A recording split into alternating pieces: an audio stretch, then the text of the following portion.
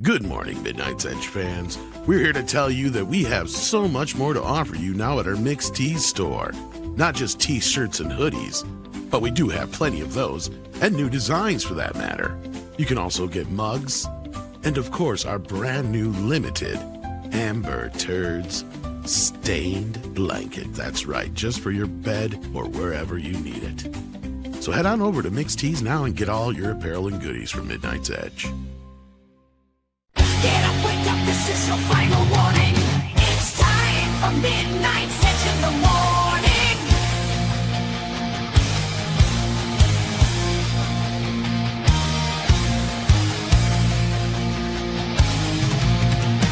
The gang is ready to go and it's time for the show.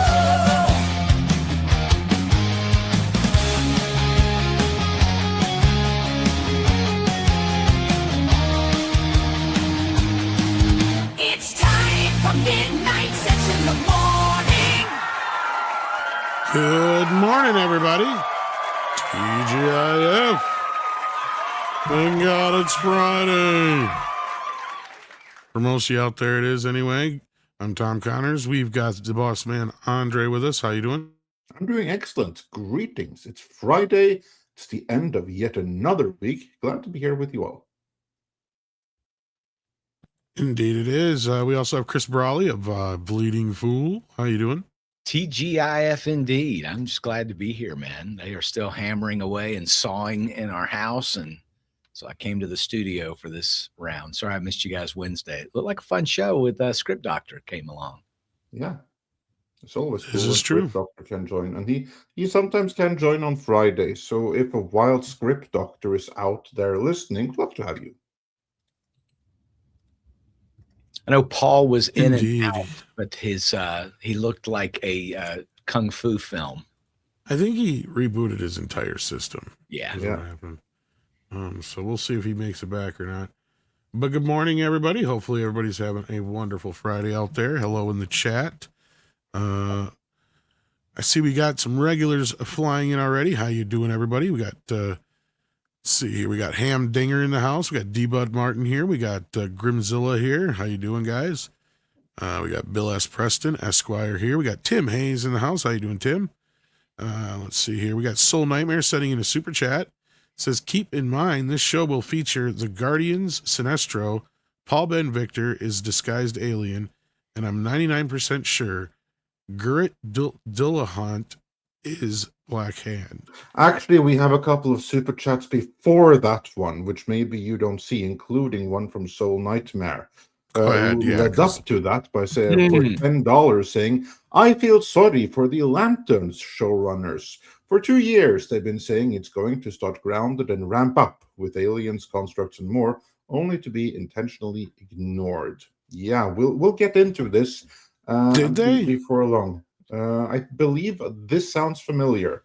I believe I've heard something along those lines. So we'll put a pin on that. We'll get back to the Lantern discussion before long here, but people are still lining in.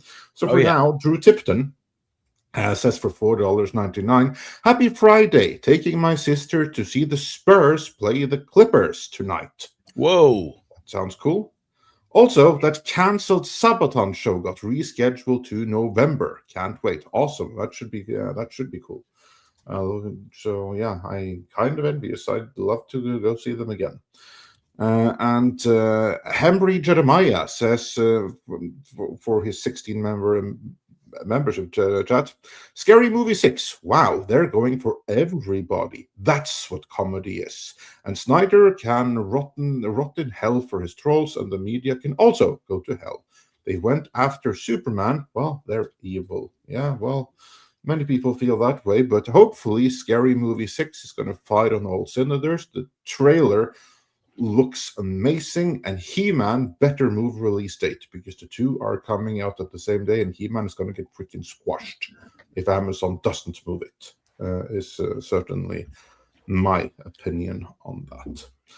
Then we have Pack-In Protons, who's been a member for 22 months. And meanwhile, we're also joined by a wild Paul Chato. How's it going? Are you back in sync? Or do you look like a Godzilla movie from the 70s still? I think I'm still slow. Am I? Well, I know I'm slow, but it doesn't look like my mouth is syncing up with the audio. It's still out of Very sync. You have close. now gotten up to Bruce Lee level, so we're Yeah. getting better.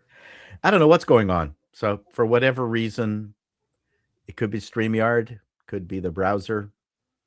It's just not happy. If you're Anyway. not happy and it distracts you, Paul, just turn off your camera. Yeah, I We can do want that. you.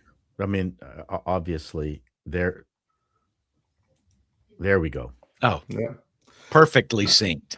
Excellent. indeed. My Indeed. problem is my face just looks that way. Yeah. You I look was- like a young man in school that's about to go off on the teacher if you get one more reprimand. I don't.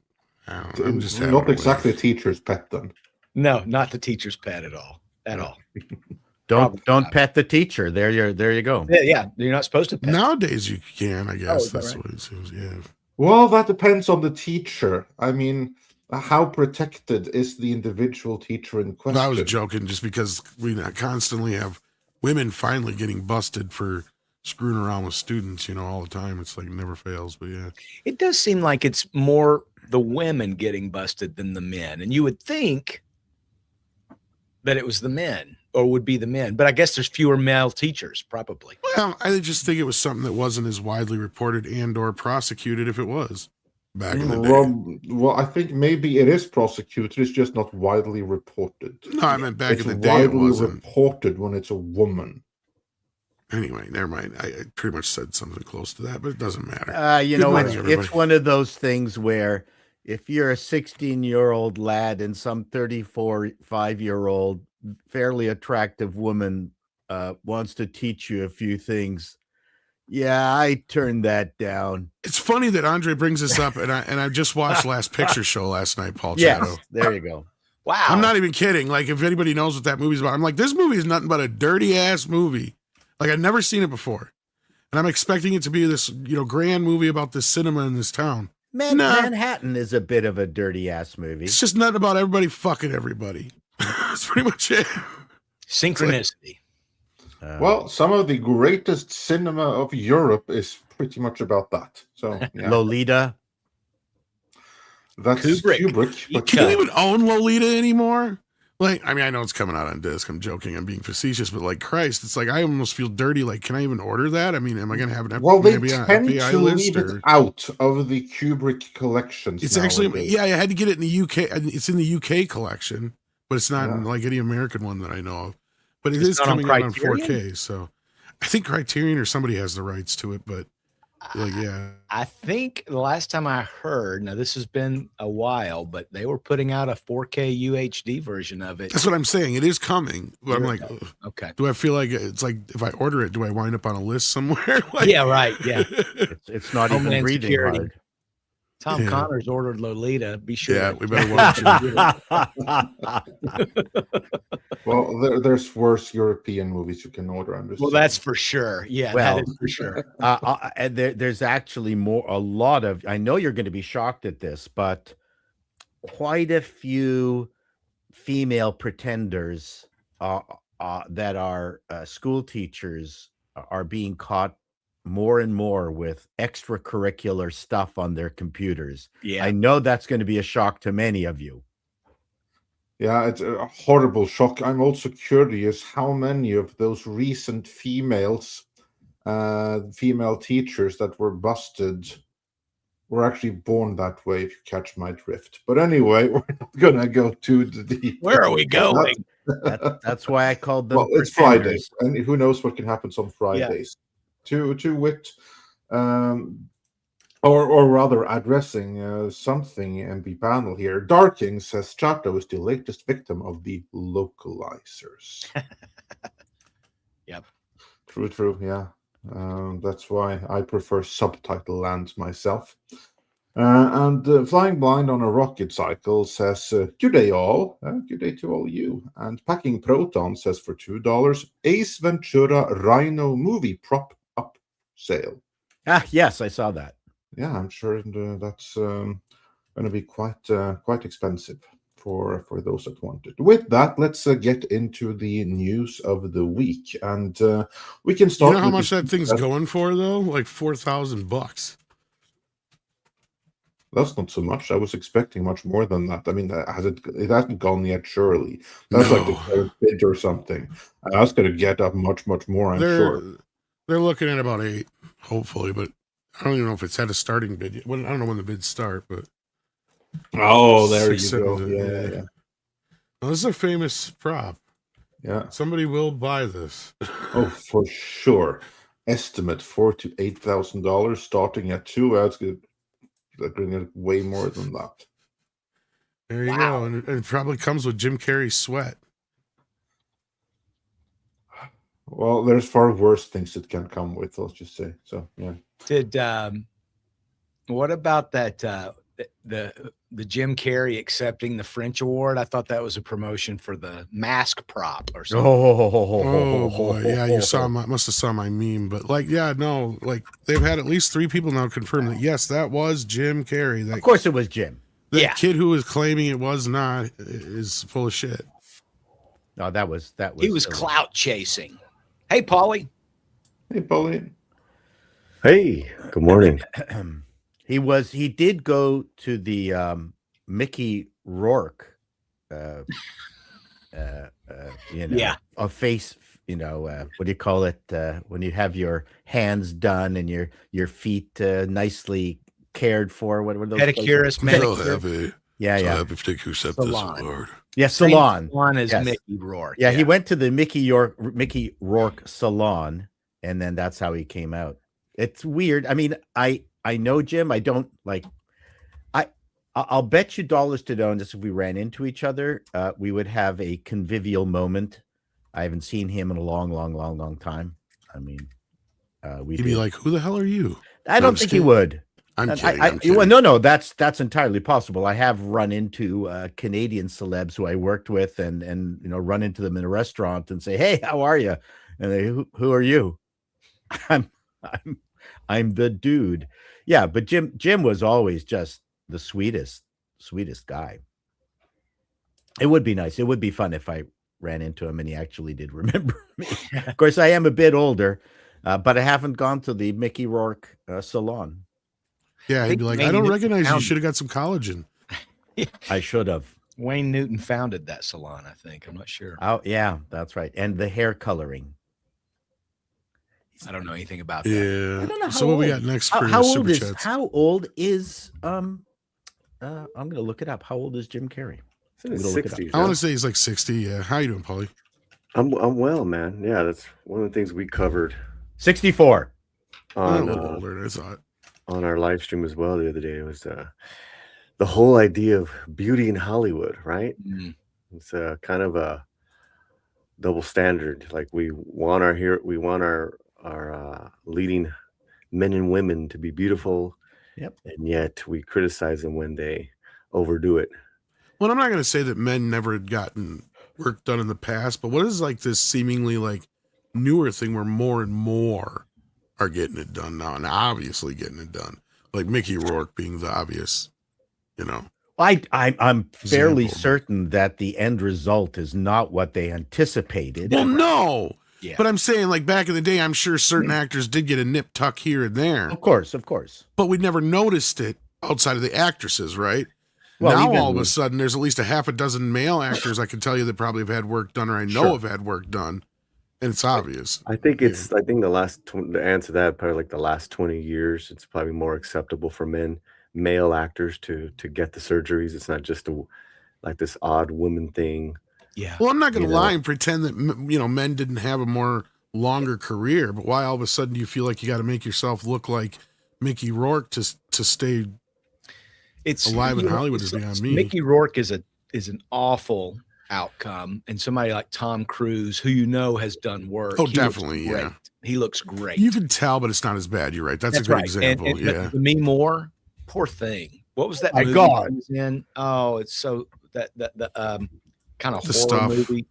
I don't remember what it was called. Well, but yeah. we even said that, like, a lot of it has to do with genetics, right? Yeah. And black don't crack, come down for brown. Those women tend to age very beautifully, and even they are getting work done, like an Angela Bassett or a Jennifer Lopez. Well, whatever happened to let yourself, like, I mean, I'm sure Dame Helen Mirren's had some work done, but it's not as obvious as other women, let's say. So, Oh, like, she's gotten it done recently. It looks I'm sure she pretty has. bad. Well, I haven't seen her recently, but I mean, Yeah. as of up till recently, she's somebody who always allowed herself to look a little more natural, even if she has had it done. Jill, I think Michael's the exception to the rule. Like Michael was, look, he was trying to just completely transform his entire look. Period. So Yeah, So- Well, that's there's gotta be ultimately a what the mental- movie The Substance is about. Yeah, The Substance, that's what it was. Right. That's the name. Yeah. So- tons of stuff. But Yeah, it's good you brought that up because living with an actor in that whole in the whole beauty standard, Yeah. and I feel for her, because there is keeping up and and the upkeep. It's like you're not even getting in the room for an audition, and Right. it's like you that's the whole idea of a headshot. Well, what do they look like now? At the age, Depend. I think some of Yeah, that's depending on the role, though. Wouldn't you say, Paulie? Like if you're going to play, like we started watching a show on Netflix, A Man on the Inside with Ted Danson. Now he's somebody that's, gosh, I think he might even be in his 80s, but I know he's in his 70s. He looks great, but he looks great as an old guy. Yeah. And so I think what's happening with people like Mickey Rourke or whomever, I think they just go to somebody who kind of botches it, that sort of says, oh, we can That get might more be it. collagen in here. We can get the Botox or whatever. Yeah. And then you have some that go like a Helen Mirren or a Tom Cruise, I think, that go to a sculptor, somebody old school plastic surgeon that just knows where to trim, where to sew, where to do it, and isn't about pumping you full of that poison in your face. And basically like Bruce Campbell in Escape from LA. yeah, exactly. And I think a lot of these actors, there is a short window, right? Just like an athlete, like a football player, like you're not going to get out on the field when you're in your 60s. There's a certain point where it's like the game's over. And hopefully you've made some good investments and you can live your life and maybe be a spokesperson for a product or something. But yeah, that's got to be tough because everybody's looking at you. Everybody's judging you. And these producers, they don't care about your feelings. They know that a beautiful face, easy on the eyes person is going to move this project more than somebody who's got, something like this,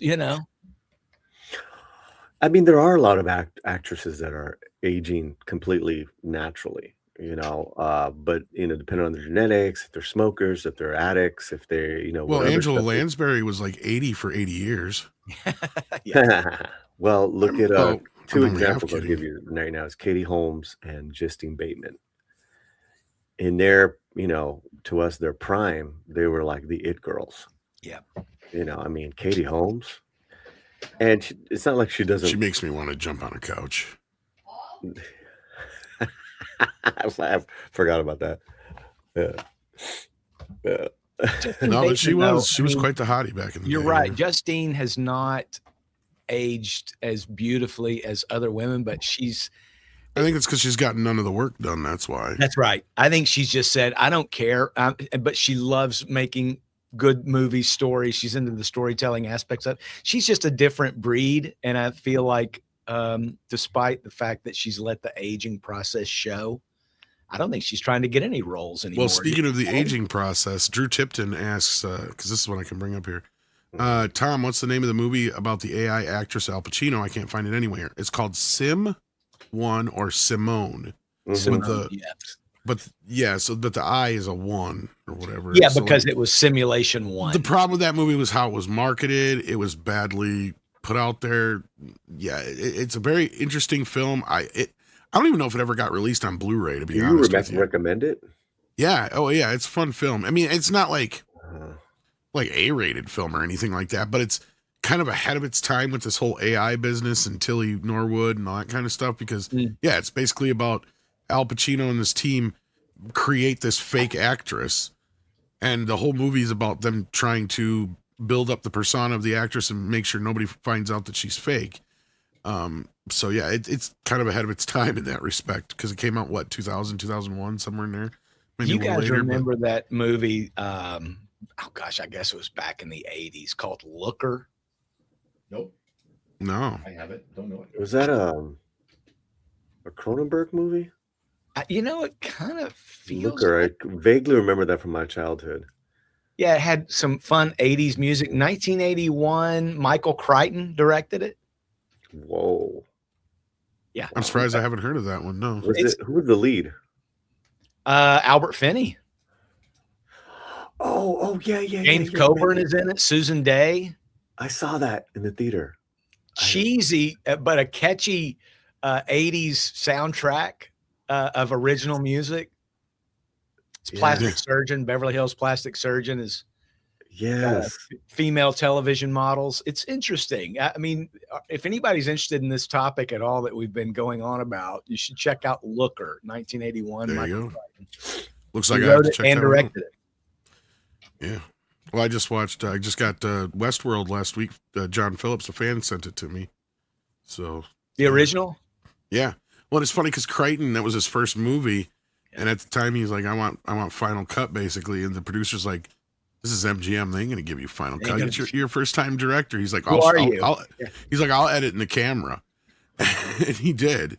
So he basically shot the movie to where you can't edit it any other way. So he was actually ahead of his time himself. So yeah. So, back to the Jim Carrey thing. Yeah, It go ahead. reminded me of Jim Carrey in the 90s.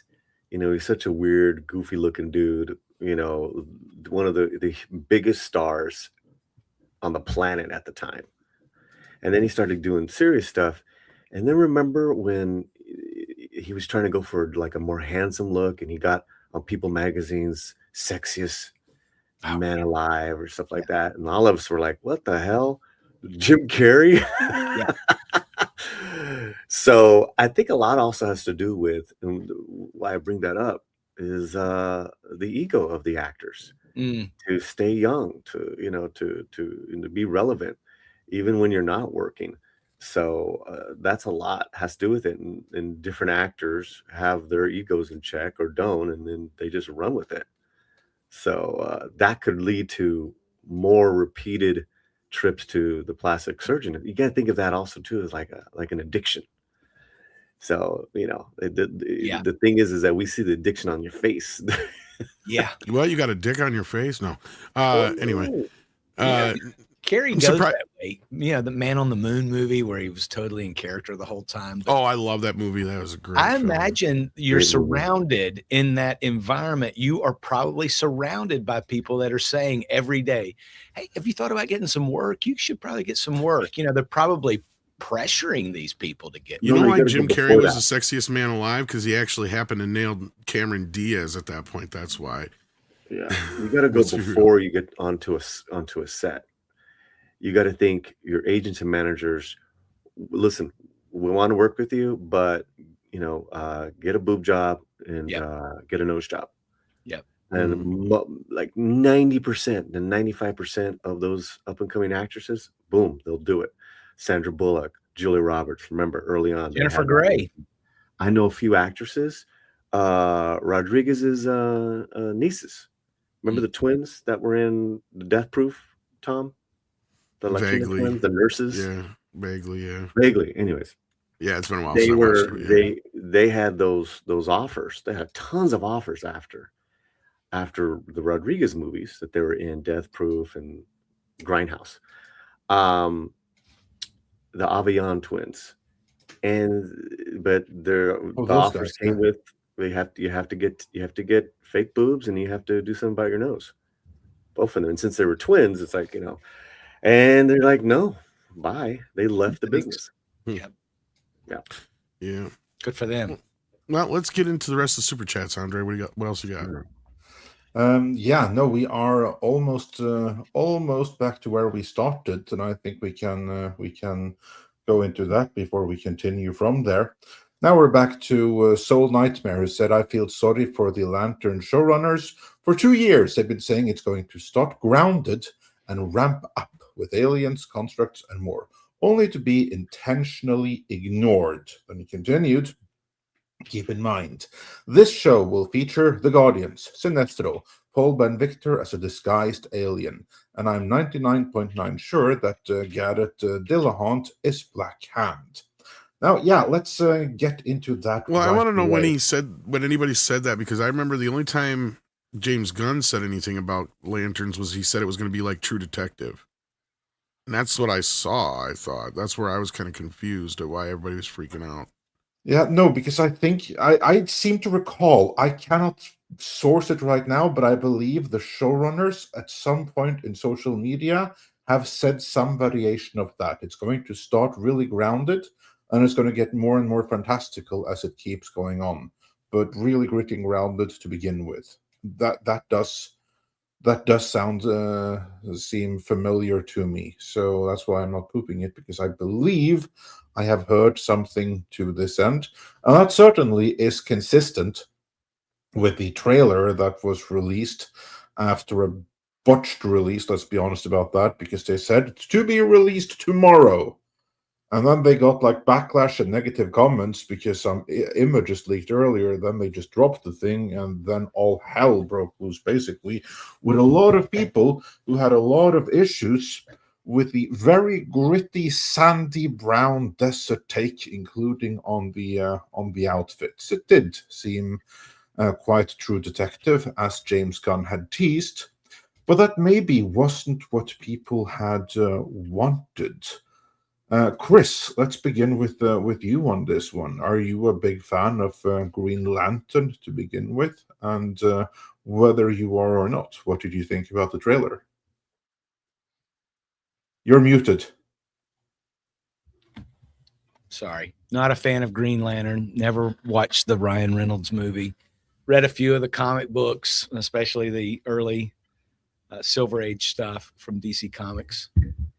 But and you're right, Tom. I think this was pitched kind of True Detective style. I just think that the normies out there, and I'm not saying that at all as pejorative, just the normal people out there probably expected something a little closer to the comics or the Ryan Reynolds thing. They're not going out and saving the galaxy. It looks like they're just driving the dusty roads of Nebraska. The only time you see the suit is in the closet. They kind of make fun of the ring. And for me personally, I'll probably watch this because Green Lantern was a fine character, and I'm interested to see what they do with it. But at the same time, I go in with a lot of caution over this project because it's Damon Lindelof, and I think he screws up everything. And he was mocking. We included the interview. If you go to Bleeding Fool, it's right now at the top of the page about this trailer. But we also include a link to or it's embedded maybe, to Damon Lindelof talking about the show briefly, and they ask him why it's not, Green Lanterns, right? And he just says, they thought it was stupid. So I don't know who, and maybe he was joking. I don't know. You never know. I'll give it a shot. Did I run Polly off? I'll give it a shot, but no, he hasn't watched the trailer evidently, so he went to watch it quick. But the trailer does. I mean, it's beige, it's plain, it's gritty, it's kind of old Hal Jordan, kind of surly. Female sheriff in town, gonna boss him around. I don't know. There's a very good chance that this is going to disappoint Green Lantern fans, small and legion that they are. I would have liked to have seen some real power. I did see, you see him fly off at the end, near the end. You see that he's about to use that power ring, and then they cut it really quick. You don't really get to see anything. So, I mean, this is an official teaser. We'll see how the next trailer looks. But I am hoping for something a little more epic in scale than just a small Nebraska town. I think, to me, that was sort of the worst part of Thor. At the end of the Thor movie, let's all get down to this really small town, and there's a big giant. Let's battle him. End of story. I hope it doesn't feel that small. I don't know. What do you guys think? Yeah, well, as for me, I'm also not a fan of Green Lantern per se to begin with. Like, I've read a couple of the comics only after the movie came out. I thought they were stupid as hell. It's not for me. I think the entire character and the concept, like, I'm not knocking, I'm not going to say that it is this or that it is that, but it is not for me. To me, it's just too far out there. It is too hokey.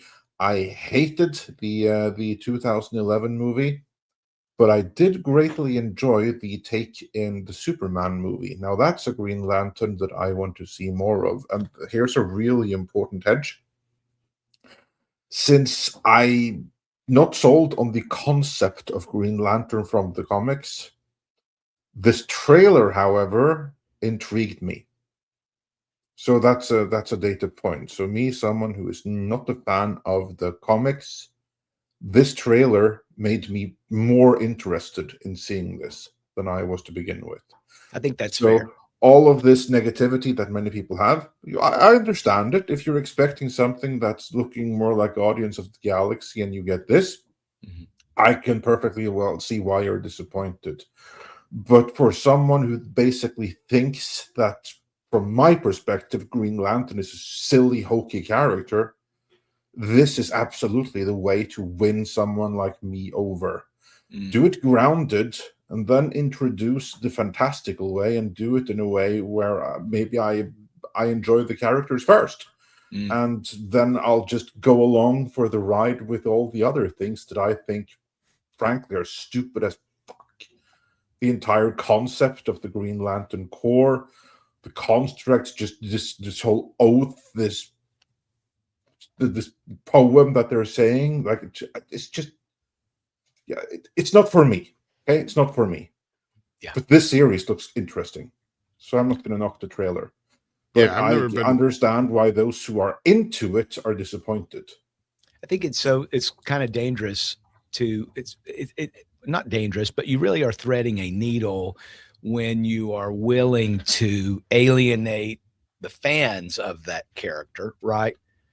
And bring in a new audience or a wider audience, because I don't think Green Lantern's been a huge. To be fair, though, we have to say one thing, because it could very well be that the first episode of the series is grounded. I'm sure you're And then right. from there on out, Yeah. it's all space Yeah. opera. I was going to say And that. How do we know we're not just seeing stuff from like the first 30 exactly. minutes? It could very well be Teaser. that this is Yeah. just a trailer, that they haven't made the whole series that way. It could be a small part of Well- it. We have no way of knowing that for certain. We're judging right now from the trailer. That's the footage that they put out there, and they're very deliberately only put the grounded footage. Maybe that's 90% of the grounded footage. And I mean, honestly, I can see where there could be some confusion inside, where there's some hands throwing up, because I'm sitting here looking at it from the outside as a non-Green Lantern fan, and when I watched the trailer, what I saw was that I saw, okay, here's the stuff we've been hearing about, where it's more grounded. They're not going to be spending as much money. I can see this. This feels more like a streaming. This is a type of thing you would do with a streaming show. It's cheap. It's whatever, grounded, whatnot. That's what I was seeing, because that's what I was, being told, was that like all this stuff is not as expensive as everybody claiming it is. And here's the first example of something where I think people have seen that. Not only that, I'm sitting here going, okay, everybody was bitching and pissing and moaning about everything being so bright and whatever, and now everything's not bright enough for everybody. So it's like, which is it you guys want? Right. Make up your Right. fucking minds here, because this is where I'm like going, if I was James Gunn, I'd be throwing my hands up in the air at this point too, going, what the fuck do you guys want? Like, Yeah. Well, to be fair, they're probably different people. I know, and I get it. And look, I'm kind of the exception to the rule. I have enjoyed so far pretty much what we've gotten out of this, but I can see why people wouldn't like this. I was kind of intrigued by it just because I like the cast, and it looked a little more grounded, a little more different, a little more, out there. I was kind of like watching, going, is this even connected to the other DC stuff? Yeah. Because it doesn't even feel like it's the same universe here. So I'm starting to wonder if this isn't like an Elseworlds thing. I don't know. Like, but as far as I know, it was always supposed to be connected with the major, It is connected. Yeah, stuff. it does. Yeah. Unless it's more of a prequel series or something leading up to something else. Cause like, I mean, I don't know. Like I said, I'm thinking we're just seeing stuff from like the first 15, 20 minutes of the first episode. And that's probably why it feels this way. I could be wrong. I don't know. I seen you the know what I reaction think? to it. I was just like weird. I was like, okay, Yeah. wow. You know what I think? I also think that what we're seeing right there probably is a flashback. Could And be. probably the current events are all space opera. Because this is a time before Guy Gardner. So maybe the whole thing is basically Jon Stewart in the middle of a huge space opera and he's knocked out or something like that. And then he's thinking back, boom, get into the desert flashback. I can totally see that happening based on the footage that we got there. So I'm not going to judge anything. If anything, I'm a little bit disappointed that people are so. I understand it, but to me, I just wish that people would be quicker to see that. Wow, this is a trailer that is extremely deceptively edited, specifically to avoid the money shots. Mm-hmm. That's very clear from it. Did Chato see it? Didn't hear your thoughts on it. No one asked me. Well, we're asking you. I think you may be coming through the. I think you're coming through the wrong mic. Yeah, I think Why so I too. didn't ask you. That's what it is. Yeah, because it sounded like you were 10 feet away for a while. I think everybody was assuming you had stepped away from the computer. Yeah. I think today's fans too are a lot more scrutinous, if that's a word. So today they're Scrutinizing? able to see all this stuff on social media. There's all these videos, there's clips, there's interviews, there's a lot more material out there. Plus, if you were a fan of the 2011 Green Lantern movie, and I'm sure it has its fans, I've never even seen it, so I'm not one of them. This did not scratch that itch if you wanted more. Now, is the TV show going to get there? I'm sure it will. You don't talk about a squirrel Green Lantern in the trailer if you're not going to see some Guardians of the Galaxy type stuff down the road. Dude, this is James Gunn. He showed a squirrel being rescued in Superman. Right. And Nathan Fillion, maybe his that character, yeah. Guy Gardner, will be in this show. I mean, that's confirmed. Yeah. So it's going to get there. But, you know, I get, just like you, Andre, I understand why people are not too thrilled with it because it didn't thrill, right? It just kind of, did it intrigue? I think it intrigued a new audience, but it didn't satisfy Green Lantern fans. And they're going to be the most vociferous. So the next trailer, as long as it scratches their itch, you'll get everybody. I think so too. I mean, to me, this seems like a situation where it's going to be relatively easy to turn people around with the right trailer next time around. But Mr. Chato, can we try? How about now? Yeah, that sounds about right. Okay, yes. There you go. Now you sound very handsome. Thank you very much. Thank you. Well, I mean, I understand what you guys are talking about. But the job of the trailer is to entice people to watch the show. There really is no need to keep things back if your goal is to try to get people to show up. Now, notwithstanding the fact that there's an awful lot of movie trailers that basically tell you the entire movie. But we're not talking about a movie here. We're talking about a TV show. I don't think there's going to be many money shots in this show. For me, a TV show is, again, I will repeat myself, is bringing friends into your living room. I found these two guys reprehensible. I didn't give a shit about them. So notwithstanding any of the Lantern stuff, I didn't like the relationship. I thought Jon Stewart was a giant snot. I guess they're sharing a ring, calling him an old man. I mean, you know, this is the same bullshit that we have to deal with where it's, you know, the women are always on top of the white dude. I mean, the white dude can't do no right. And there seems to, and then in the bloody trailer on top of Jon Stewart making fun of, it's not Guy Gardner. It's which Lantern is this? Hal Jordan. Hal Jordan. Yeah. Not only is he making fun of Hal Jordan in a kind of a mean way, not even in a jocular way. Like you can have two guys ripping into each other. It didn't feel like that at all. It felt very uncomfortable. I didn't like it. They're both scowling. I mean, the actor playing Hal Jordan, I think he kind of pulled off his role. The Jon Stewart, however he was being directed, it was. I mean, I'm sure he's a fine actor, can pull it off, but a very unfriendly individual. And it could have been way, way more interesting. Not that he has to get into, what's that? I can't even remember those buddy Kyle cop Chandler, movies is where that not his name? The guy with the newspaper and the kitty. I think yeah. No, I mean, we don't have Anyway. to get into, those crazy Hollywood cop movies where they pair up a ghetto black guy with some white guy or 48 hours. Yeah, 48 hours. 48 hours lanterns. I don't think we need that kind of lantern. I mean, I agree that it has this gritty, but it almost feels like small town lantern. Well, that's the plot, the storyline is that they go into small town America to right. But the police, the woman, the tiny police girl, that was insufferable. So I didn't like Jon Stewart, and I didn't like the police girl, and I kind of liked Al Jordan, and I didn't like their relationship. So from a TV producer perspective, that's really all I'm looking for. I don't care about any of the Green Lantern stuff with regards to an ongoing longevity. I want to see a relationship like Rockford and his dad, Yeah. I'm not seeing that. Great relationship. Yeah. Yeah, I'm not seeing that. I left the trailer with the same feeling. I hope Hal everyone sort of says, damn, Hal, redeems himself for these people that are kind of just, there is some mistreatment going on. And I don't know if Pierre, I can't think of the actor's name that's playing Jon Stewart, but he does come off a little bit stoic, a lot more stoic than sort of a salty, grizzled Hal Jordan. But that could wind up being a good dynamic when all's said and done, because I think they're both fine actors. But they didn't show it in the trailer. I know. Yeah. Why should I watch this why should I watch it based on the relationship I saw in this trailer? That's my biggest concern. So you're right. So on the TV creative end, right? Chris Mundi, Damon Lindelof, and Tom King. Does that give you guys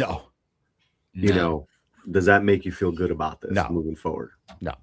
Tom King especially, no. I don't like anything Tom's done since he did for Marvel, he did a Vision miniseries, which was extremely interesting. Vision built his own family because he wanted to have something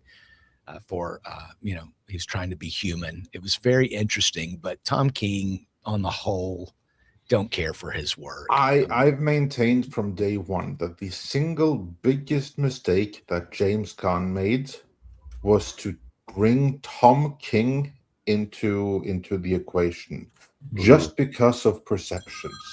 Because I'm sure that there are some in the fans out there that like Tom King, who like his stuff, but the reality is that Tom King is perceived as so toxic to such a large swath of the active fan base that just having him involved in your entire universe, no matter the capacity, is just like a huge red flag and something that many people are going to be turned off by, because his writing isn't popular and he isn't popular. He himself is not popular, and there's nothing that can be done to change that. Nothing at all.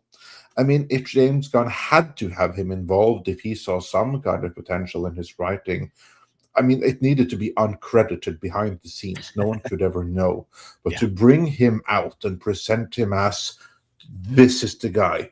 And also, same thing with Damon Lindelof. Oh, my gosh. I mean, like 20 years ago, sure, he was perceived as this guy that you go with to get these really unique, out there takes, deconstruction, Lost, everything like that. But really, what has the guy done in the last 20 years? The only thing that he has done is do rewrites and stuff like that, but end up making things worse. The star example, I believe, is Alien Prometheus. Yes, Prometheus. Yeah, it was Prometheus. Yes. Prometheus, which actually, I've read the original script, and the original script was actually pretty darn decent until Lindelof came aboard and messed the entire thing up by just doing his J.J. Abrams bad robot shite. Put that all in there. That's what he's known for. deconstructing and doing things the bad robot way. Why the hell do you want to have him involved? So you just have his name, and you have his name, Tom King. That's kind of like the thing. When I just look at the trailer, as for me, I see where Paul is coming from, but as for me alone, I'm intrigued. But then I look at who's involved here: Lindelof, Tom King. I mean, that's my anticipation just sinking like a stone right there. So yeah, this is the thing that worried me about James Gunn, because just that he would bring in Tom King in the first place, that just shows that there is a disconnect with the audience. Now, maybe the audience is wrong. Maybe James Gunn sees some kind of genius that can be applied in some way that we have not seen, but just for perceptions, we couldn't have known in that case. Instead, they're paraded. Yeah, Lindelof is this was a choice, and particularly after that Watchmen series, I was just like, "Are you joking?" So there is a lot of concern, and I don't think it's outrageous that there's some concern about this show also being woke. I don't think Hollywood has shaken that out of the laundry yet that's going on there. Yeah, I know we're not talking about it today, but even that movie with The Bride is Christian Toto says it looks like it was written in 2020 or something at the peak of wokeness. So, and there's a very good chance, particularly with Lindelof and King involved. I mean, that's their bread and butter is woke takes, and King is always about subverting the characters. Even his Guy Gardner, we talked about Nathan Fillon's character.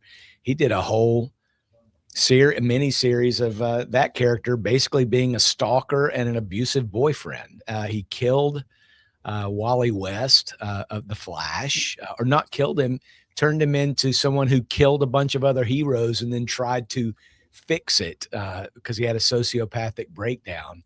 It's always these I don't know. Tom King, yeah, two big red flags for me too. I agree with you, Andre. Two big red flags for me too. Yeah.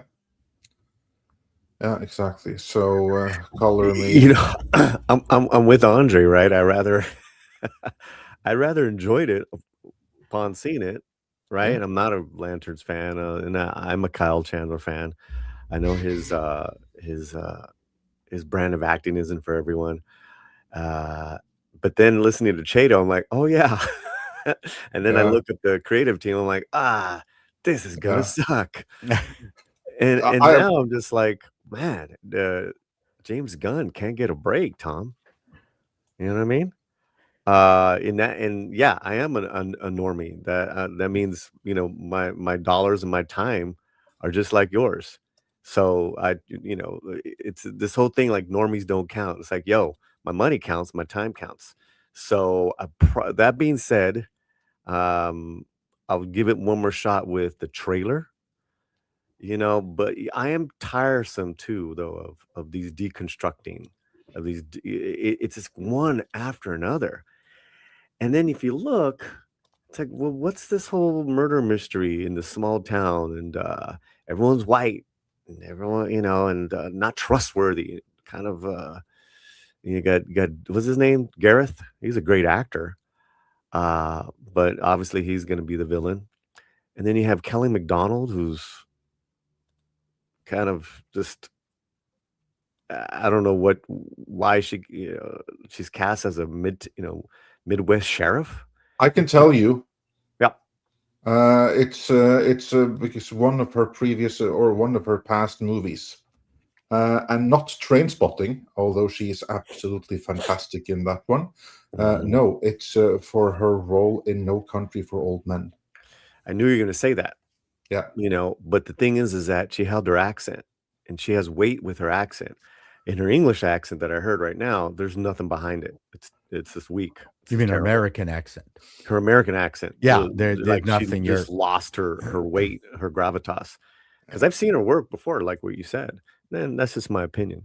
But I think one of the things that's bugging me about the James Gunn universe is that and you can correct me if I'm wrong, if you feel I'm wrong, because I could very well be, is that I think he believes that the audience is steeped in the comics, and he wants to dive into the middle, let's say, of 100-issue comic run, as opposed to understanding the fact that an awful lot of people out there really do want to be taken back to the beginning. And I'm not talking about origin stories, but kind of want to be drawn through the history of these. And I don't need to be tossed into the middle of it. How many people we have not seen a good Lantern origin movie? I mean, that one with Ryan was absolutely terrible. And again, that movie dropped you into one of the more complex storylines, like 1,000 comics into the goddamn series. Like, I don't understand why they keep doing it. Just bring us in at the very beginning-ish and let us enjoy who they are and enjoy their powers, and then start complicating it later. I'm tired of this. There's so much they can be doing with this. Just let us have the comic book hero the way they are. Let us understand them, or at least I understand the comic books I've read. I've never heard so much hypocritical arguments about a show because everybody's bitching like, we don't need an origin story. We don't need to see Uncle Ben dying. We don't need to see how Batman starts and all this stuff over and over again. And now Chato's sitting here going, we need an origin story. No, I didn't. I didn't say. I said we don't need an origin story. We just need to bring them in closer to the beginning of the comic books. That's not the origin story. Plus, the origin story has become a cliche also. We don't need an origin story. I don't know. I just keep hearing people say the same. But I didn't say that. I didn't say origin story at all. Yeah, but also, Tom, because here's like the thing. People say different things. It's not one person saying everything. For every single movie, it's going to be different camps saying different things. Fair, but I'm just saying like this generalized thing where it seems like, look, I don't know. And Paulie kind of like triggered me a little bit. It's like, look, I am not a James Gunn simp. I just like what I've seen so far, and that's it. And I'm just calling bullshit where I see it. I didn't call you. But I'm also looking at this thing going, you know what? I could see where certain people at Warner Brothers are probably just going, you know what? We can't fucking win for losing. Because it doesn't matter what we do, they're going to bitch. Because right now, it's like, okay, so we do something that's closer to like more grounded and da-da-da-da-da. They're still bitching. It's like, that's all I see is people are going to just bitch. Period. Of course, different people. So, different people. They're scrutinous.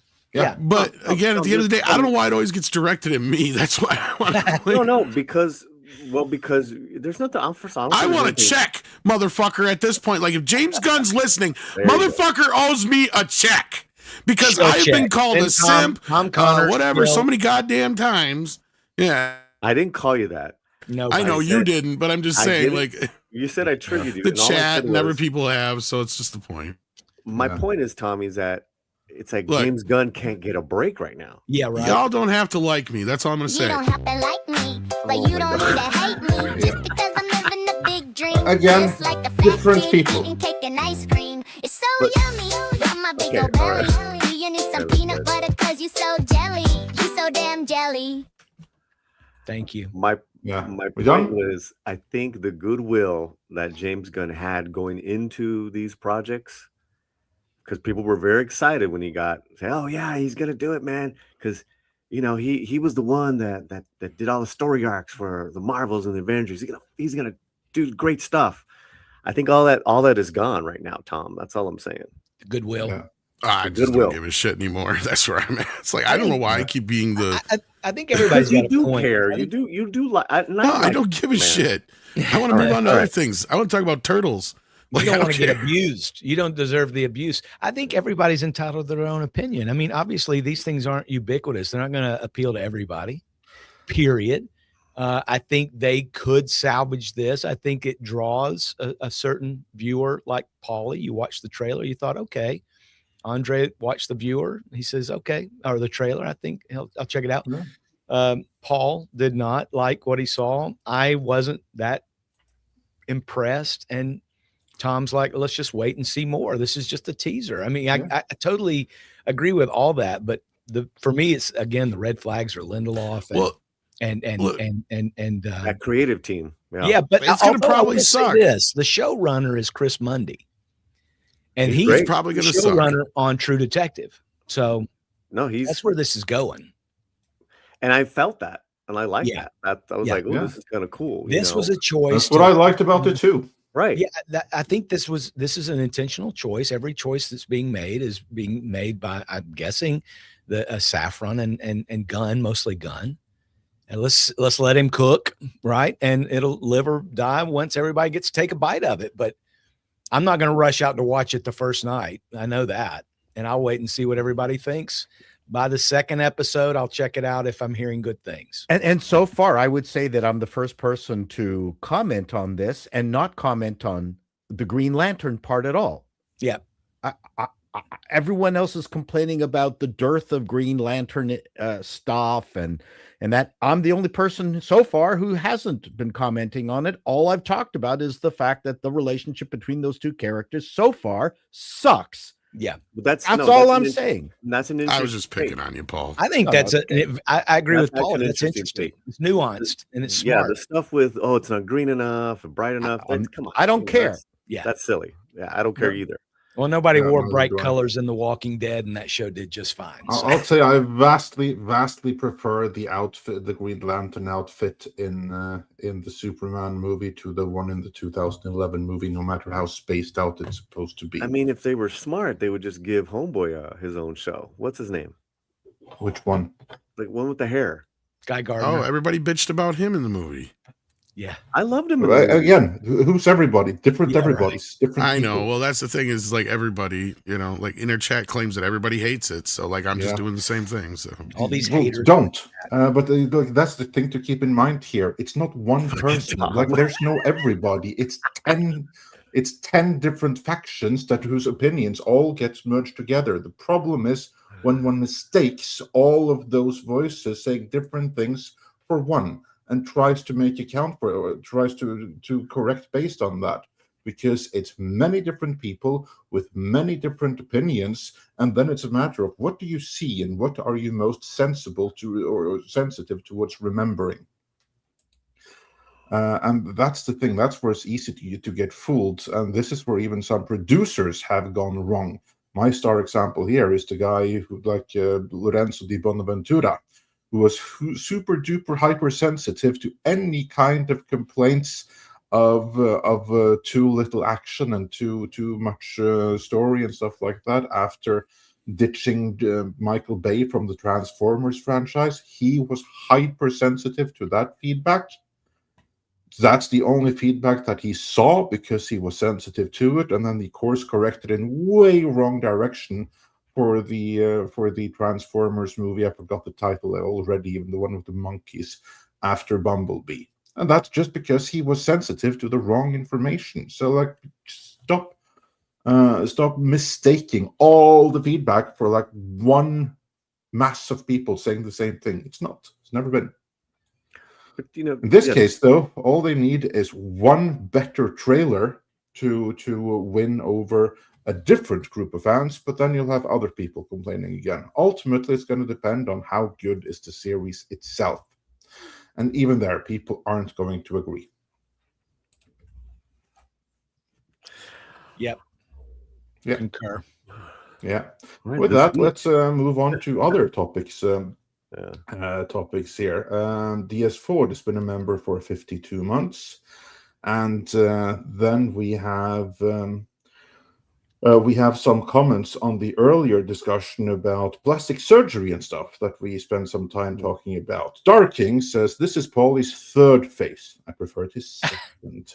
Yeah, can't tell the Facts. difference myself, but yeah. Facts. And then fellow Norwegian accident seller says for 20 Norwegian krona, just wait until Sydney Sweeney does it.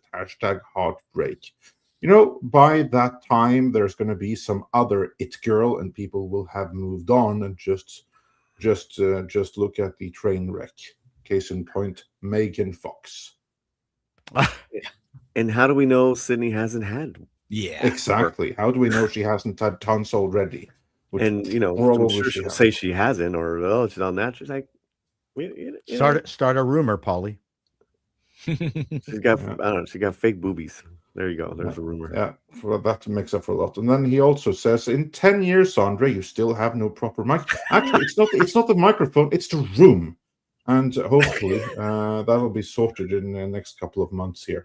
Then it should be better. Yeah. That's pretty funny, though. You can put that 20 towards that mic, Andre. Yes, that's well. Yeah, maybe I'll accident upgrade the seller. microphone when I get a different room, which Right, has you should've- always been the issue. The chat should have said, the super chat should have said, in 10 years, Andre, you're still in the same room? Well, actually, no. This is the this current room is the fourth one that Midnight's Edge videos have been made in. Fourth one. And it's going to be a fifth one before long here. But that's going to be a proper studio. So, yeah, that should solve a lot of issues. Whereas all the others have been various different office space that had to double for studio, trying my best to make it sound acceptable. So, yeah. And then on this Green Lantern, or just Lantern Soul Nightmare, says trailer has 2 million views, 100,000 likes, and 8,500 dislikes. That's not so bad. Cool. That's not bad at all. I honestly was expecting it. I mean, because typically you have like something that's relatively common that I have seen is that you have 1/10 of or that likes is 1/10 of the total views, and then the dislikes are 1/10 of the likes. This, if anything, is underneath that. I mean, that what would worry me less is the small engagement, 2 million views, and then just 100,000 likes. Should have been twice that.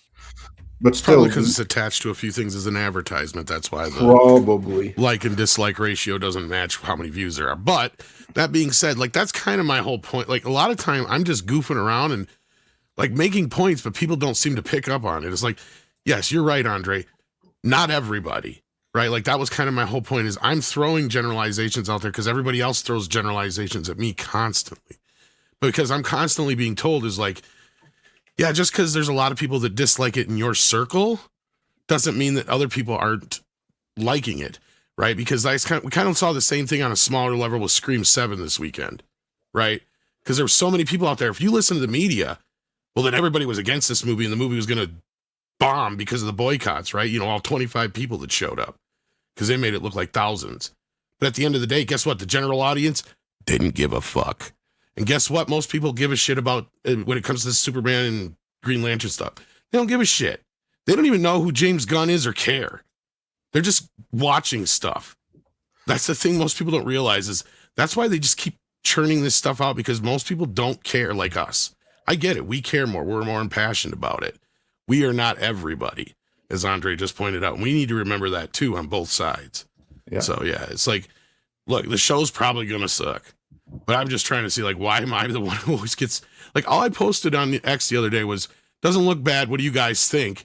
And what do you guys think automatically meant attack me? Well, right? because you, and it's not like you're doing anything bad. It's that you have defended Gunn and Superman and the money it's made for a while now. There's nothing wrong with that. That's all. But that's so people come out, well, you know, anything Gunn, Tom's going to like. Fuck that. I do have a surefire way to prevent anyone from ever coming after you. Just never have an opinion. I know, right? Yeah. Don't right. Share an opinion. I'll tell you what, Citizen Toxie sucks. James Gunn ghost directed that movie. I'll tell you that much right now. Okay, there it is. Gunn's cutting you off the payroll with that, buddy. Yeah. Fucking the Toxic Avenger 3 and 4 can suck a dick. They suck. Like, I just think depending on the topic, we're gonna have either same opinions or very. Romeo and Juliet was not very good either. I'll be honest with you, it's not. The first Toxic Avenger wasn't very good. No, the first one has nothing to do with James Gunn. The first one's amazing. Don't even ever say a fucking word about the first Toxic Avenger ever again. It's pretty decent too. Yeah. We don't talk about that one. No. No, anyway, no, I just don't know why. All of a sudden, I'm like this guy's like, if I need a check for all this shit that I've taken. Yeah, But anyway, unfortunately, it doesn't work like that. You I know, you right? something really strongly about something, dude. I'm the Conan guy. And when there's something, people come with me. Mhm. I'm also the Norway guy now, so yeah. That's right. Comes with the territory. Yeah. Simple as Soul that. Nightmare, And I think, is pumped for this show. I think. I Soul would- Nightmare also said the show's not till August. They're Yep. still working on it, and it's VFX. That's why Javadi couldn't do Supergirl score, because he's still working on HOTD. House of the Dragons. Okay, yeah, that would explain that. Yeah, I have to say I'm kind of looking forward to this show. I hope it'll be good. And I also know that my opinions sometimes don't fall in line with the rest of the audience, including those in this little community. I mean, so many times people say, "Dude, this sucks," and I'm like, I kind of liked it. I mean, Paulie will recall my reaction to Black Adam, a movie I still love dearly.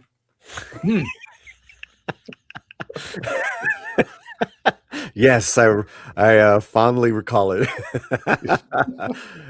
When everyone was expected it to be the worst movie ever, I was like, I loved it. It was awesome. It was better And it than Blue was. Beetle. What? Don't even get me started on that. It was Yes. better than Blue Beetle. No. Come Blue on. Beetle's no, Blue Beetle. I love Blue Beetle. It's got Well, even better. wait a minute. It's got even better over there. Shoot, this stuff is making Blue Beetle look like a classic origin story. Well, It I think wasn't we an can all origin agree that story. that Aquaman Part 2 made Blue Beetle look like Oh, Come on, man. yeah. Yeah. I mean, but see, that's the thing is that you have a strong opinion and then that everyone doesn't like. It's all good.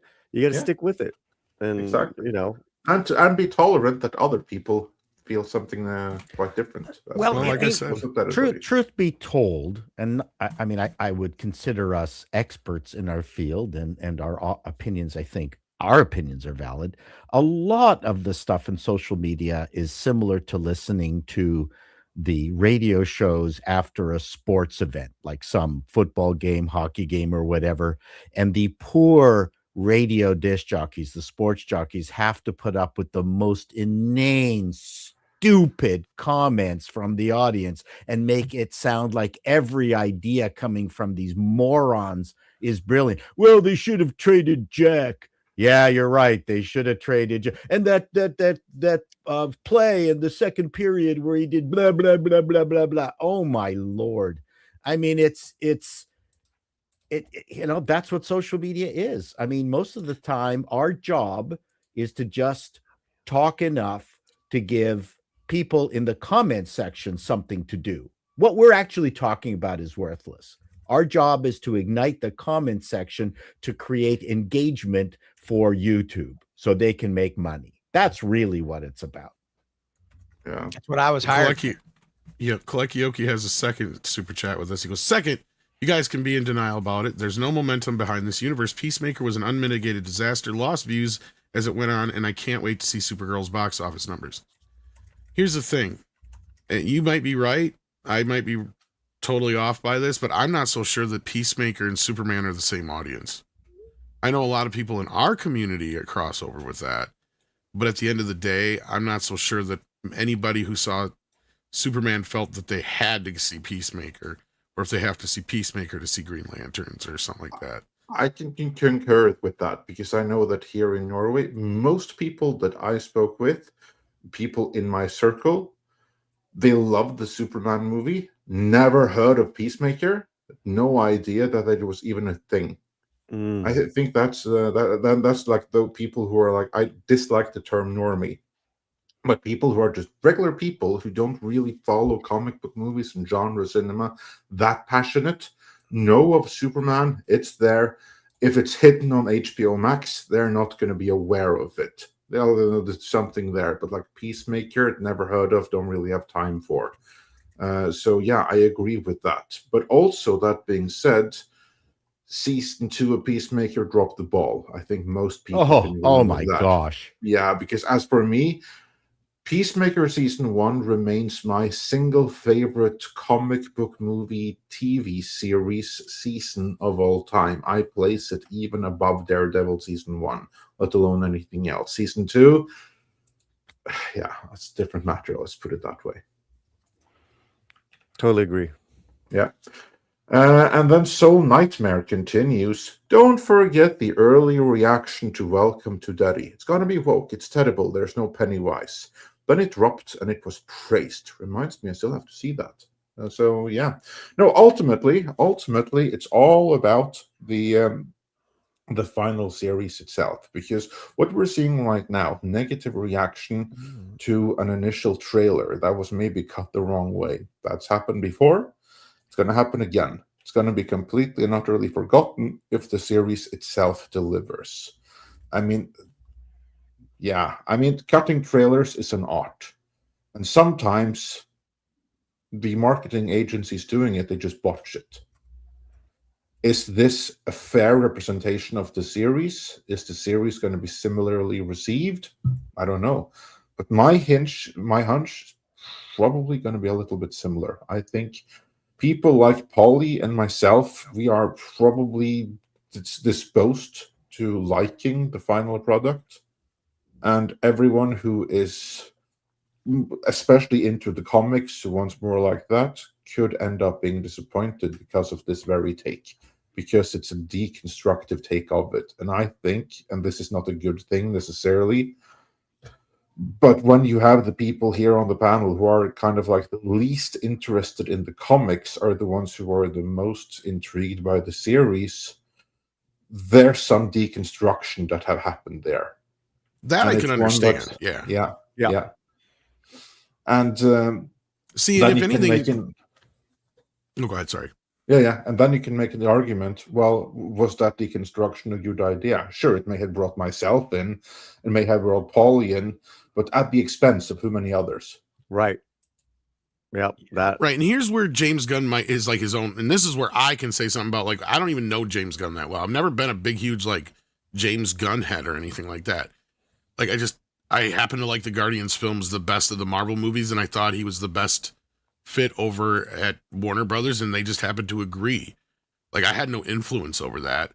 I was just, had a little bit of an inside track on things, and I had my own opinions on things.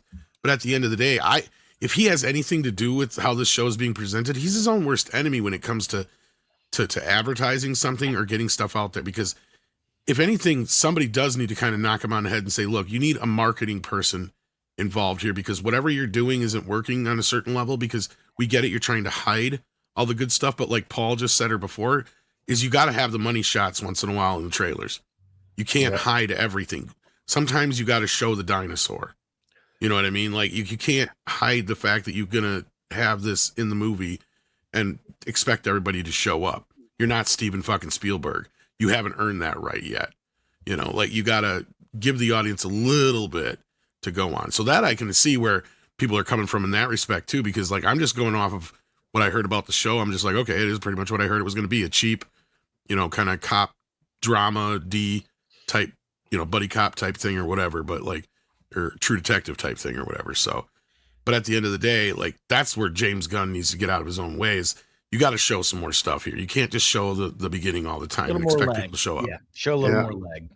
It's a balance. It's an art, cutting trailers. Yeah. And I think back to like what Lionsgate were doing, because they went to the other way. Like, for instance, with in Dread, they showed the final kill of the bad guy in the trailer. And to say nothing of the Red Band trailer for Punisher Warzone, where they put every single kill in the entire movie in that trailer, which was a very cool trailer, but the movie kind of paled next to it. But yeah, and Mr. Tickletrunk points out, we've been primed to be negative from all the crap we waded through. Takes just as long to get out of the era of woke as it did getting into it. Sentiment will change. I agree with this. This is actually the comment of the day so far, because it's true. It's very difficult to do now. And especially for those who kind of like have grown up, and this is the come of age in like the last 10 years. This is all they will remember. But many of us are old enough to remember a time when Guardians of the Galaxy came out and everyone was laughing at the trailer thinking, what the hell is this? But it's Marvel. We're going to give it a chance. And then everyone ended up loving the movie. And Well- the hype was positive, everything, because they had earned the right. And there were so many other good things, so people were more willing to give a chance because we hadn't been burnt on all of the garbage that we have for 10 years now. It's been almost 10 years of almost nothing but garbage. That's going to make the audience gun shy. Well, when was this? Because I have a weird feeling, like for some reason I remember that this specific series was announced way even before the Gunverse was a thing. So like, is that I'm curious if this isn't like some leftovers being melded with the Gunverse. Does anybody else remember this, or is it just? I don't recall that. I could have swore so. this Lanterns thing was a thing that's been talked about for a while. Yeah, you're right. That thing's So been announced. So I'm curious how much of it is leftovers of an old project that's been recycled into a new one too. That could also be a problem. I'm just saying, I just for some reason in my head remember that this was like even back when like Lindelof was working on Watchmen. I thought they were talking about some Green Lantern series or some shit like that. I could be wrong though.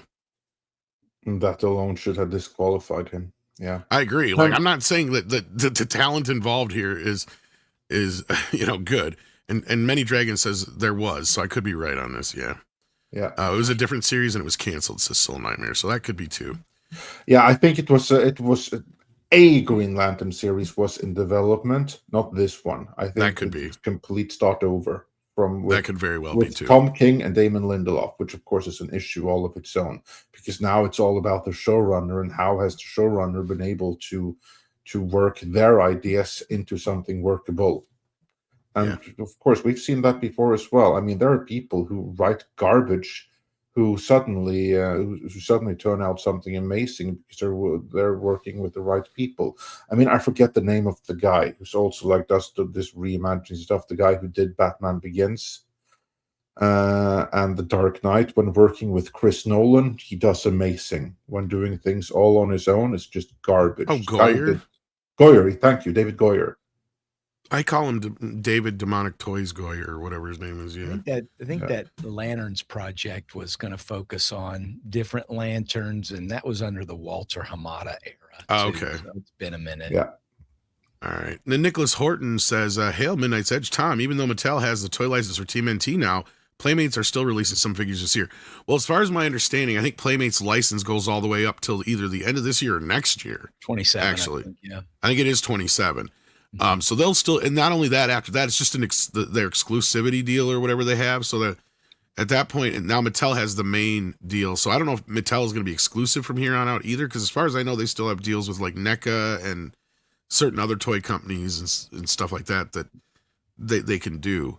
But yeah, no, this is I haven't gotten all the information yet. I know it's still early on, but yeah, they're going to be releasing stuff for at least another year or so. Because I think they're attached to the Mutant Mayhem stuff as well.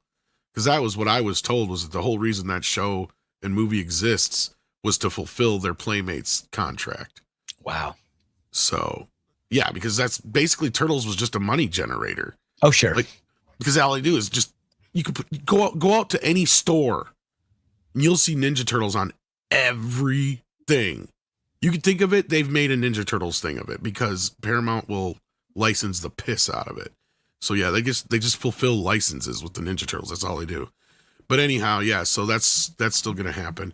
And Kalecki, I think we did get both of your super chats because your first one was at least the one that I saw was, this is the issue with Gunn. He always has to compare his projects to other people's.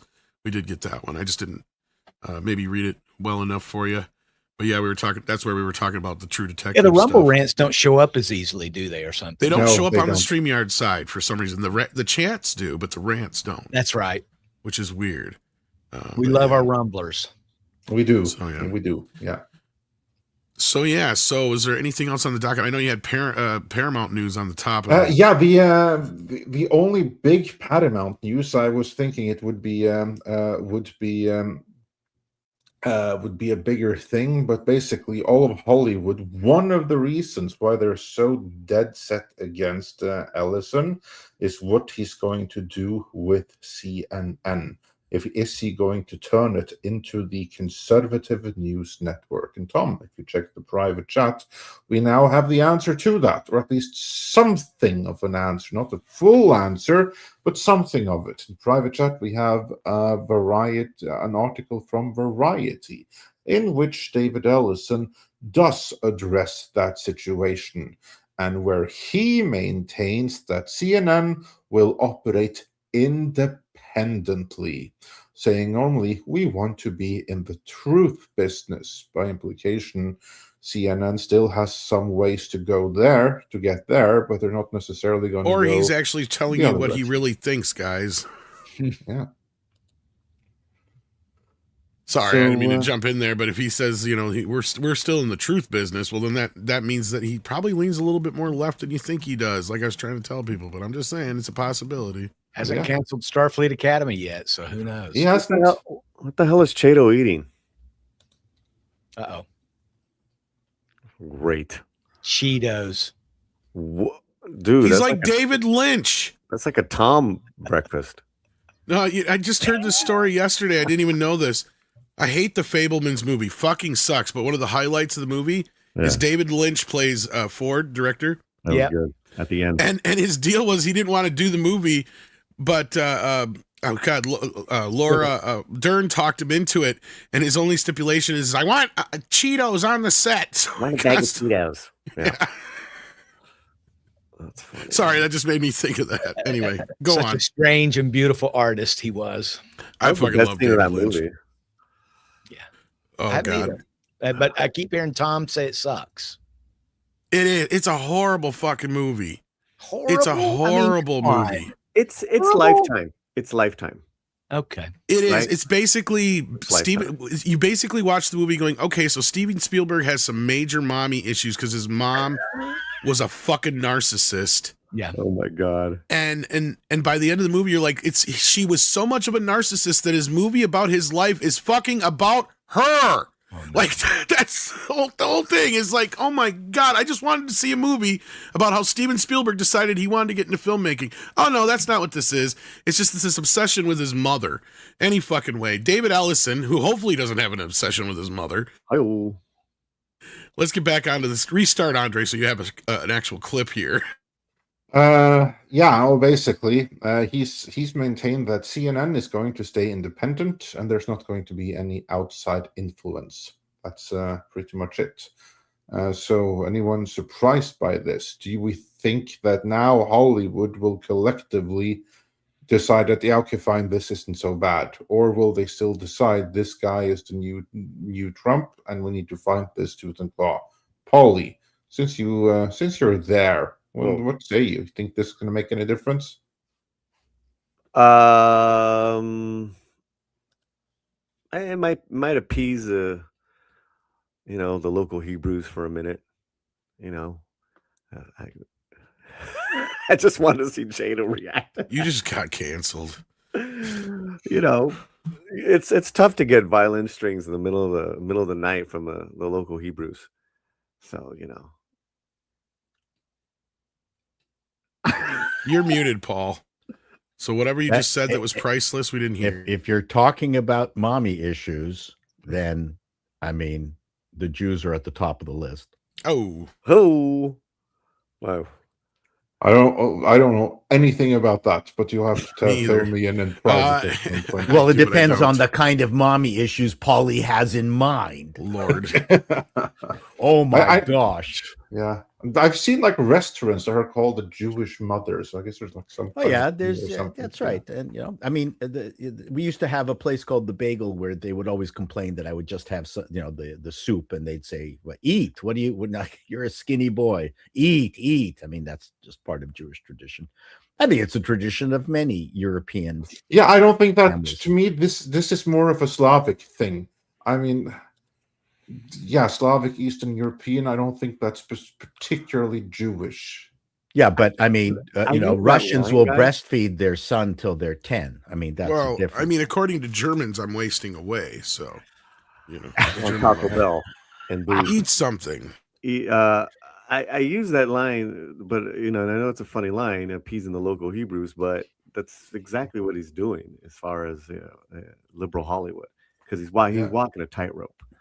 Well, I mean, a lot of the most liberal people in Hollywood are Hebrews. I mean, is that your reference? I mean, yeah, I think a lot of the problems have come from the fact that we have in the past tended to bring in leftism into situations. Well, to get away from the culturalism of it a bit, I mean, I got to remind people, David was raised among these folks. Yes. I mean, of course. He knows exactly what they want to hear to a point, but at the same time, he is kind of one of them at the same time. So, I mean... But he's a cutthroat businessman. He is. Right. And they're under the impression right now, and this is where Andre did such a great takedown about this, or how we want, or editorial about this, is that everybody's just laboring under this impression that they think that the Ellisons are Trump's butt boys or fuck toys or whatever the hell it was that Campea said. And at the end of the day, we have very little proof that shows us that. I mean, I'd be more concerned about the Oracle connections and other things like that than I would be Trump breathing down the Ellisons. Yeah, that's what you need to worry about. That's where I'm coming from. Is like, look, yeah, Trump is Trump. Trump's going to do Trump, and he's going to have very little to do with this whole goddamn thing when it's all said and done. Because he's got too much interest involved in one side or the other to where I have a feeling he's just going to recuse himself from anything that has anything to do with the choices being made going forward about whether or not Paramount could buy Warner Brothers or not, or merge with Warner Brothers or not. As far as like the wokey wokes in Hollywood, yes, Ellison has to appease them right now because they fucking hate him. He is the new David Zaslav. In fact, he is being treated worse than David Zaslav's been breathing easy the last few weeks, going, well, they're used he's to it off now. my ass, yeah. Well, because you notice that how the negative or the anti-SAS headlines have kind of stopped because now they accept him. Now he's one of them. Now he's because they think he's going to get rid of the company. That's why, yeah. Yeah, but now they kind of like him. He's still a devil, but now he's the devil they know. Right? He's the devil they know now. This guy is the devil you don't know, but who they think is a Trump butt boy, to paraphrase John Campea. And for those who don't know what we're talking about, that would be because you didn't get notification to our most recent videos. So do check that out. I'm quite happy with that one. Well, the other thing too is he's served notice. Don't put your name on a list that politicizes you immediately. Notwithstanding the topic that is at issue, the main concern is not the topic. It's the fact that you're willing to put yourself on a list and take yourself out of the running for movies. Like, don't be stupid. Which list are we referring to now? There was the list that about 200 actors signed with regards to a certain Middle Eastern war that we. Oh, that really... list. Yes, I hear you. No, because there's so many actors that have signed their names to various lists over the years. You had the one with Harry Potter and that issue that, yeah. So I was like, yes, fine. I hear you. Yes, there's any number of lists. One more stupid than the other. Right. Well, generally, if it's a list, you don't want to sign it. Yeah, it's ridiculous, and it's just you're just SJW serving. I mean, that's all you're doing. Kind of, yeah.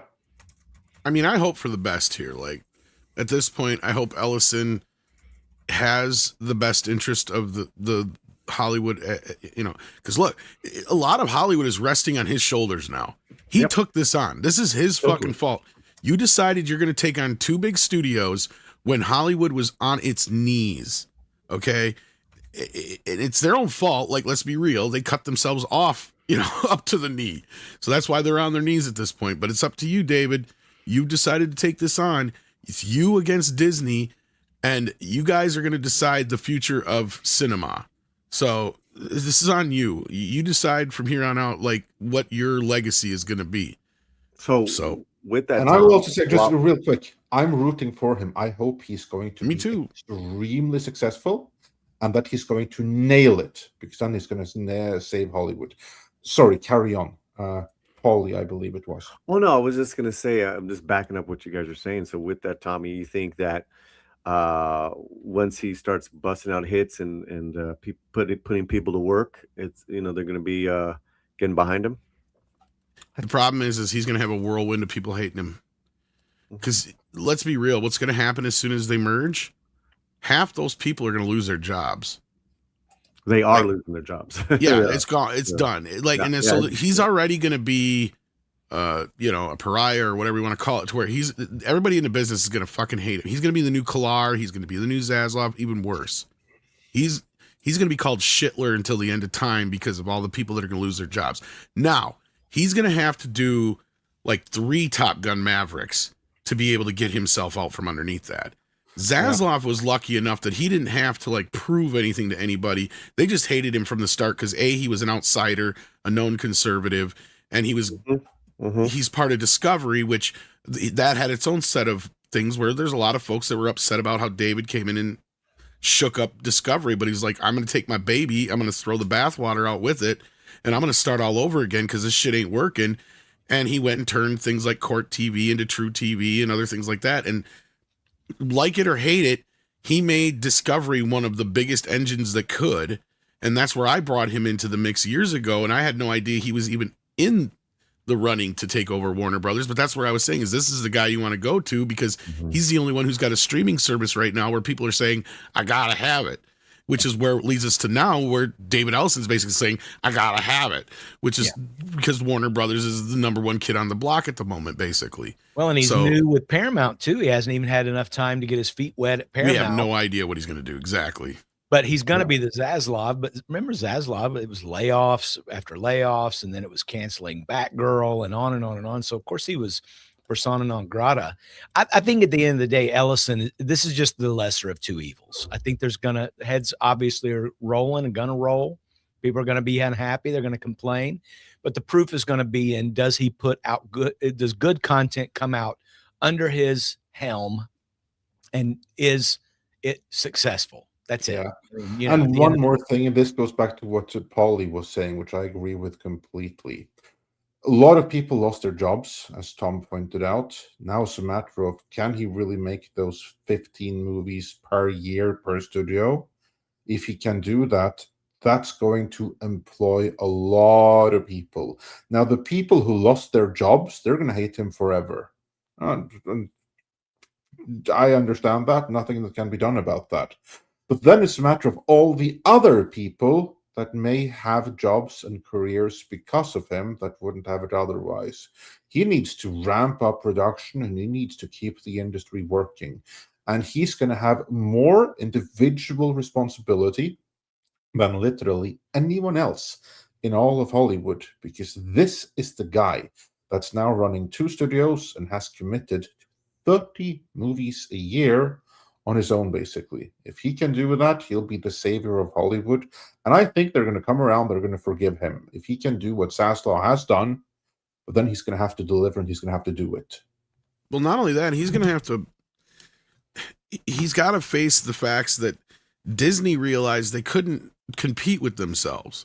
And it was a mistake to shut down Fox.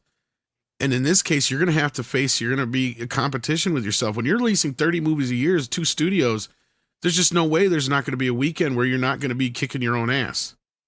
It's just going to happen at some point. So he's going to have to figure out ways of staggering and figuring out this schedule to where you're counter-programming yourself. It's going to be nuts. And I just don't see it working out for him the way that he thinks it's going to. I'll be surprised if they even get half that many movies out in the next 5 years. Like by 5 years from now, if we're still talking and like Paramount and Warner Brothers on average are releasing 15 movies a year, I'll be surprised. Yeah. Because I just don't know if they have the infrastructure anymore to do it like they used to. And these movies cost too goddamn much. Well, the TV shows are costing too goddamn much. The biggest problem is we know what a Warner Brothers movie is. We don't know what a Paramount movie is. Unless it's got Tom Cruise in it, you're right. That's the problem. I don't understand what 15 movies from Paramount means. If someone said 15 movies coming out of CW, I would have a better idea. Yeah. Because it would be vampire. Vampire and supernatural, yeah. That's it. But at least it had an identity. Paramount has no identity anymore. Warner Brothers does. So, if Paramount, well, I mean, I think he's going to keep the Paramount name because obviously it's Paramount buying Warner Brothers. So it's going to be a Chinese wall. Yeah. Yeah, it's going to be a huge challenge for him. I want him to succeed because, as Andre pointed out, and I was pointing out before too, this is it, kids.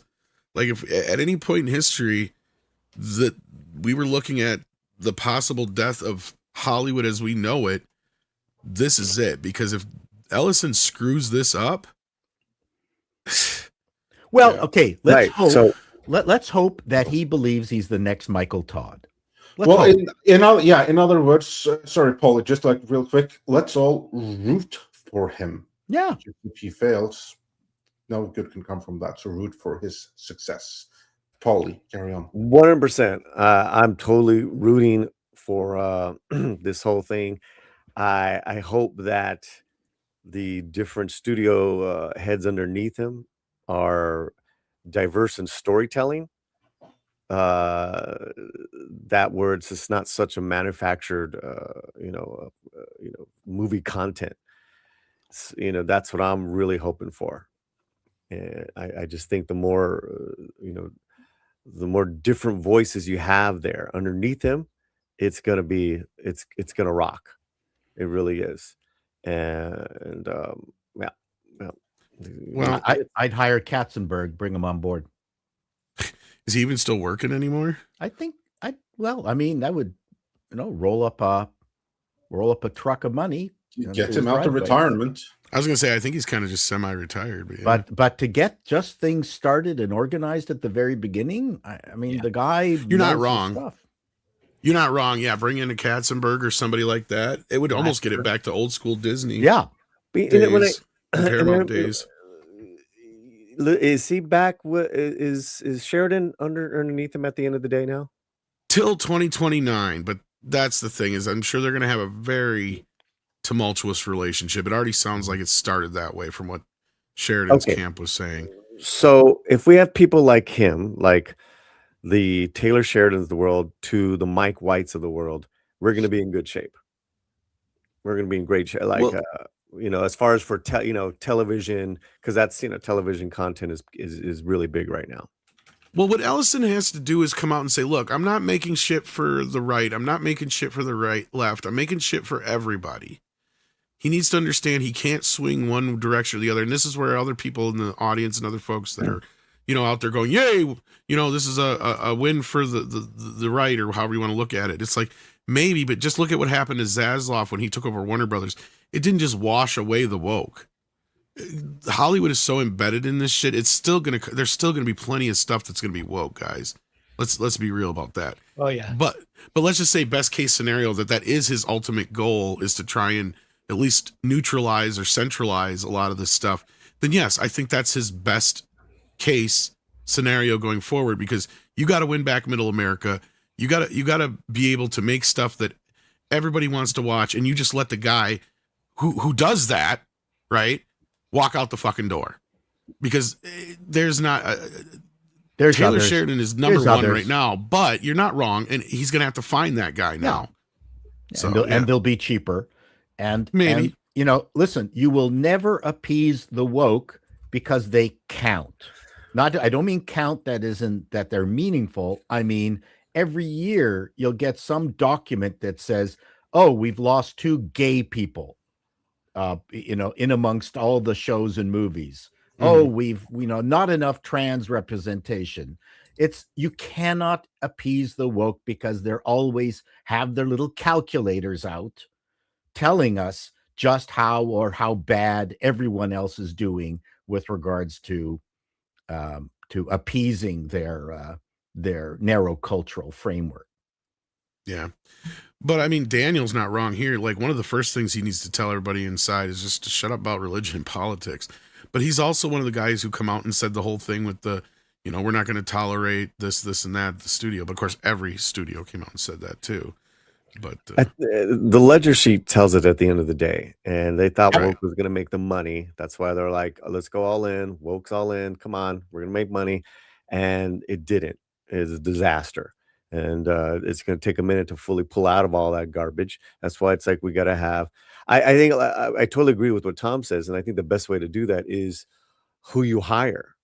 Shows you, hey, we're taking care of everybody. We're for everyone. It's who you hire. The Taylor Sheridans to the Mike Whites, to the Del Toros, to the Michael B. Jordans. Just a diversity of storytelling. But it's got to make money. Don't give a shit. It's got to make money. Yeah.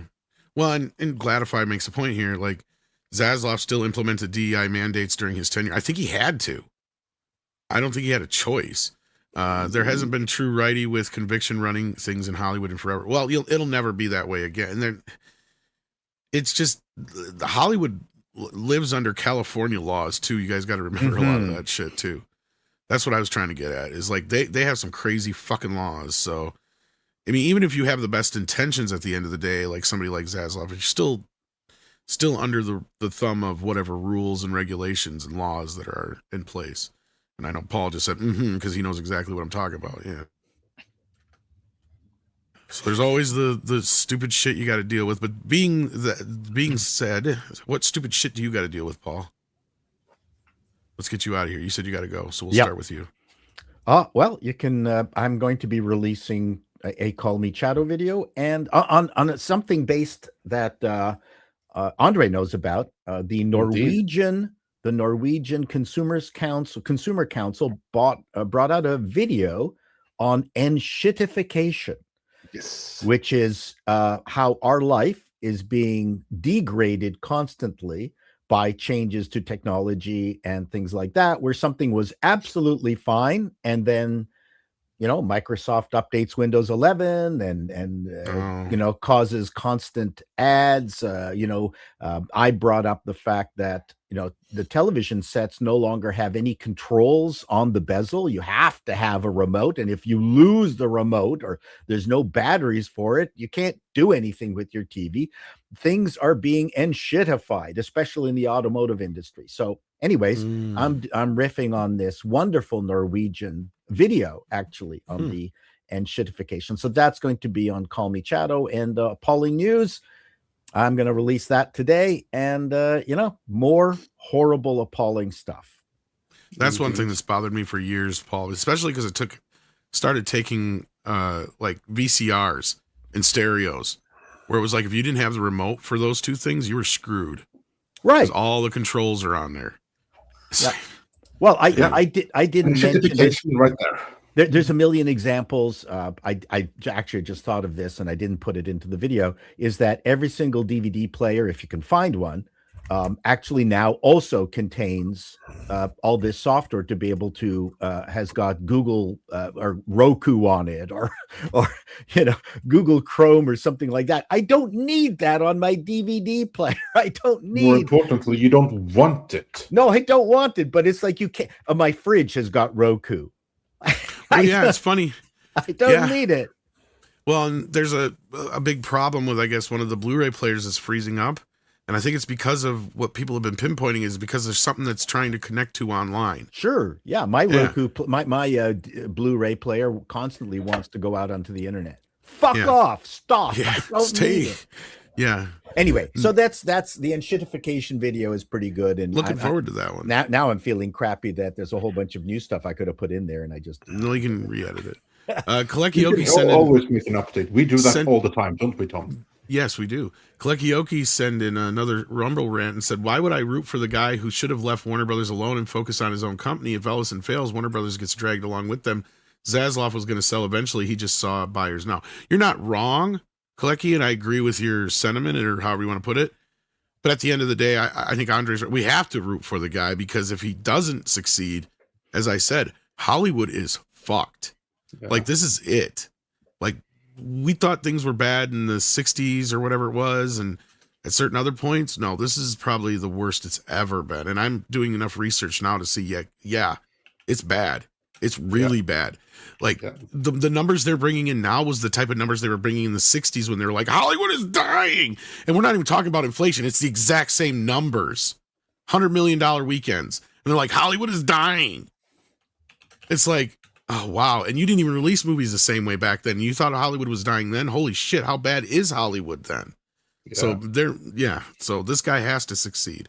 Yeah, Anyways, that's like the thing. Yeah, like we can disagree with what he did, how he did it, but now he's in a position where, pending regulatory approval, of course, it's very much so up to him what happens next. And of course, you can choose not to root for him if you want to. I mean, it's not going to make any difference in the bigger scheme of things, other than you are actually rooting for the success. So then, well, the worst case don't scenario. think about him. Screw him. Root for the success of the industry, so we keep on getting cool movies. And cool I was going to shit. say, because the worst case scenario is if he fails, guess what? Netflix is going to end up owning it all. That would be horrible. I'm telling you guys, that's the end game here. Is if Hollywood fails, guess what? Netflix is. Why do you think they walked away? They're like, fuck, that's too rich for our blood. We'll come back when it's cheaper. Yeah. Because they know that within 5, 10, 15 years, they're going to be able to get it for a song. That's why Hollywood needed to fight streaming when they still could. I mean, have you seen that episode of Star Trek, like the original pilot with like Gary Daniels, whatever his name was? Yeah. The guy who's becoming more and more powerful, and Spock's advice is kill him now and you still can. That's what they needed to do with streaming. Kill it now while you still can. Yeah, I'm not joking. That's what they needed to do. They need to kill that right off the bat when they still could. Now it's too late. But anyway, I'm just gonna plug our wares for Accent Seller says for 20 Norwegian krone. I see the blunt puff pass Tom. That was a cigarette, I admit it. Yeah, but either way, just plugging our wares. Since we spoke about enshittification and that Norwegian video, I'm doing a video on that as well, but rather what went into it and the motivations from the government behind it in putting it out, and how much support does it really have in Norway. So that's going to be up on Real Nordic Noir. Link for that is in the description. There's starting to be some very cool news there already, especially if you're in the EU. You want to check out the most recent fighter take from March, which incidentally also breaks down the entire green energy scam, which is well worth checking out. I only realized that after the fact. Wow, there's the entire business model. So do check that out. Chris, what have you got coming? We're talking about that Lanterns trailer too over at Bleeding Fool. And I've got a story coming up in about an hour about Mike Richardson. Only a small segment of the audience might know who Mike Richardson is, but he founded Dark Horse Comics, and they sold the company a few years ago, but he stayed on as CEO. Well, they just fired him this week. I saw that. Yeah. And he was such a champion for indie comics. Matter of fact, as you guys know, I just published that Nexus Omnibus. It's going out to backers this month. And if it weren't for Mike Richardson, I wouldn't have all those print files. Mike was a real champion for indie creators, indie comics, and it's a real shame. So I wish him well.